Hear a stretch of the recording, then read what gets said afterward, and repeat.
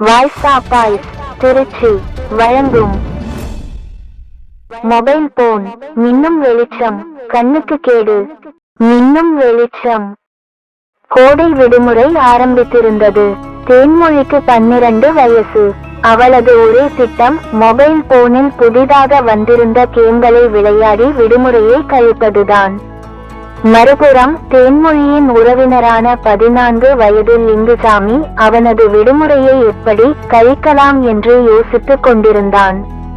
அவன் புத்தகங்கள் படிப்பதிலும் புதிதாக விஷயங்கள் கற்றுக்கொள்வதிலும் ஆர்வமாக இருந்தான். ஒரு நாள் தேன்மொழி லிங்குசாமியின் வீட்டிற்கு வந்திருந்தாள். டேய் லிங்கு, இங்க பாரு, இந்த புது கேம் எவ்வளவு சூப்பரா இருக்குன்னு, நீயும் விளையாடுறாயா என்று தன் மொபைல் போனை அவனிடம் நீட்டினாள். லிங்குசாமி சிரித்துக்கொண்டே, நான் இப்போ ஒரு புத்தகம் படிச்சிட்டு இருக்கேன் தேன்மொழி, இயற்கையின் அதிசயங்கள் பத்தி, ரொம்ப சுவாரஸ்யமா இருக்கு. அப்புறம் நான் நம்ம ஊர் நூலகத்துல தன்னார்வலனா சேரலாம்னு இருக்கேன், நிறைய புது விஷயங்கள் கத்துக்கலாம் என்றான். தேன்மொழிக்கு அது வேடிக்கையாக தோன்றியது. நூலகமா? சே, அது எவ்வளவு போர் லிங்கு, மொபைல்ல எவ்வளவு விஷயங்கள் இருக்கு, நீ போய் புத்தகங்களை படிக்கிற என்று சலித்து கொண்டாள். மொபைல் நல்ல விஷயம் தான் தேன்மொழி, ஆனா அதுவே நம்ம உலகம் ஆகிடக்கூடாது. வெளியில நிறைய விஷயங்கள் இருக்கு, பார்க்க கத்துக்க என்றான் லிங்குசாமி பொறுமையாக.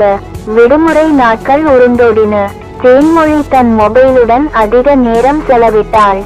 கண்களில் எரிச்சல், தலைவலி என பல பிரச்சனைகள் அவளுக்கு வந்தன. அவளது தூக்கமும் பாதிக்கப்பட்டது. மறுபுறம் லிங்குசாமி நூலகத்தில் உற்சாகமாக பணியாற்றினான். புத்தகங்களை அடுக்கி வைப்பதில் இருந்து குழந்தைகளுக்கான கதை சொல்லும் நேரம் வரை பல வேலைகளை செய்தான். பல புதிய நண்பர்களையும் சம்பாதித்தான். மேலும் நூலகத்தில் கிடைத்த அறிவியல் புத்தகங்கள் மூலம் பல புதிய விஷயங்களை அறிந்து கொண்டான். ஒரு நாள் தேன்மொழிக்கு திடீரென கடும் தலைவலி வந்தது. அவளால் மொபைலை பார்க்க கூட முடியவில்லை. அவள் தன் அம்மாவிடம், அம்மா, என் கண்ணெல்லாம் ரொம்ப வலிக்குது, தலைவலியா இருக்கு என்று அழுதாள். அவளது அம்மா, நான் தான் சொன்னேன் இல்லையா, மொபைல் அதிகமா பார்க்காதன்னு, இப்போ டாக்டர் கிட்ட போலாம் வா என்றார்.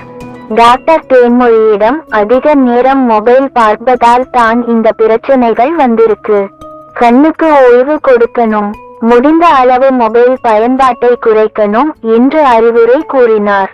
டாக்டரை விட்டு வெளியே வந்ததும் தேன்மொழி மிகவும் சோகமாக இருந்தாள். அப்போது அவளுக்கு லிங்குசாமியின் ஞாபகம் வந்தது.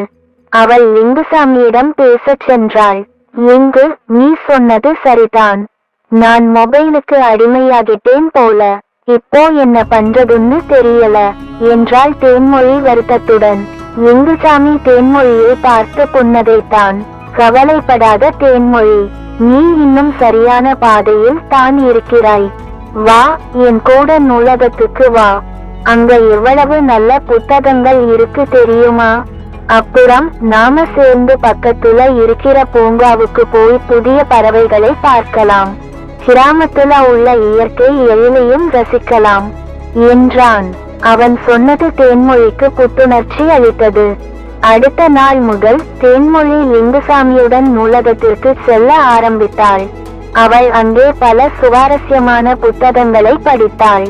பிறகு இருவரும் அருகில் உள்ள கிராமங்களுக்கு சென்று இயற்கை அழகை ரசித்தனர், புதிய விஷயங்களை கற்றுக்கொண்டனர்.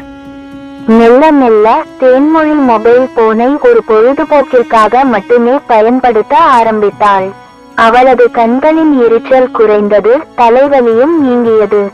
அவள் இப்போது புத்தகங்கள் படிப்பதிலும் புதிய விஷயங்களை அறிந்து கொள்வதிலும் அதிக ஆர்வம் காட்டினாள். அவளது வாழ்க்கையில் ஒரு புதிய வெளிச்சம் பிறந்தது. தொழில்நுட்பம் ஒரு கருவிதான், அதுவே உலகம் அல்ல என்பதை தேன்மொழி புரிந்து கொண்டாள்.